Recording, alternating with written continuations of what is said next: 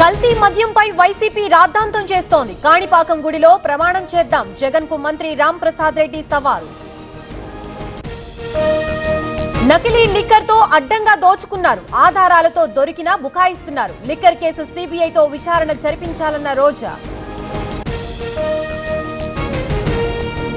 DCC అధ్యక్షుల భర్తీకి కాంగ్రెస్ కసరత్తు. ఆన్లైన్ ఆఫ్లైన్ లో దరఖాస్తుల స్వీకరణ. వారం పాటు జిల్లాలో ఏఐసీసీ పరిశీలకుల పర్యటన. విశాఖలో మంత్రి నారా లోకేష్ పర్యటన. సిపిఏఐ డేటా సెంటర్ కు శంకుస్థాపన. 2 దశల్లో ఏఐ ఎడ్జ్ డేటా సెంటర్ అభివృద్ధి. పీపీపీ అంటే ప్రభుత్వ ఆధ్వర్యంలో ప్రైవేటీకరణ. మెడికల్ కాలేజీలపై ప్రభుత్వ పర్యవేక్షణ ఉంటుంది. వైసీపీ అనవసర ఆరోపణలు చేస్తోందన్న బాలకృష్ణ. ఖమ్మం జిల్లాలో పొంగులేటి పర్యటన.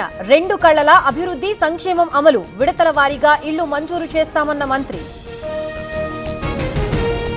వేములవాడ దర్శన ఏర్పాట్లపై బండి అభ్యంతరం. రాజన్న మొక్కులు భీమన్నకు ఎలా చెల్లిస్తారు? భక్తులకి అండగా ఉంటామన్న కేంద్ర మంత్రి.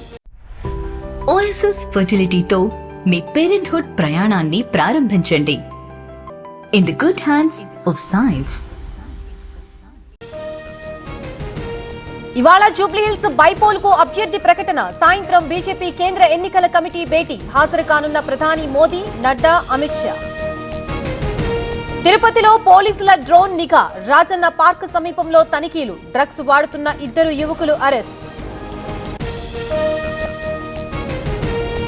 సత్యవేడులో 300 ఎకరాల అటవీ భూమి కబ్జా. ప్రభుత్వ భూములు కాజేసిన తమిళనాడు వ్యక్తులు. కలెక్టర్ ఆదేశంతో తహసీల్దార్ ఫిర్యాదు. తెలంగాణలో మద్యం టెండర్లకు స్పందన కరువు. పెద్దగా ఆసక్తి చూపని వ్యాపారులు. గతంలో వేల సంఖ్యలో వచ్చిన దరఖాస్తులు. జనగామలో ఆటోలో గర్భిణీకి ప్రసవం. అంబులెన్స్ ఆలస్యంతో ఆటోలో ప్రయాణం. లింగాలగనపురం మండలం నెల్లుట్లలో ఘటన.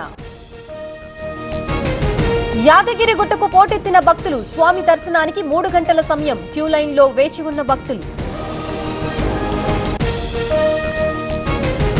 మహారాష్ట్రలో నకిలీ నోట్ల ముఠా గుట్టురట్టు. 1 కోటికి పైగా ఫేక్ కరెన్సీ స్వాధీనం. 6 నిందితులు అరెస్ట్.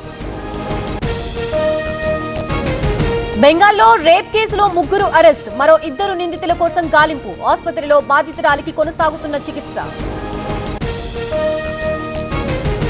ప్రపంచ రాజకీయాల్లో కీలక పరిణామం. ప్రధాని మోదీకి ట్రంప్ ఆహ్వానం. రేపటి గాజా శాంతి ఒప్పందానికి ఇన్విటేషన్.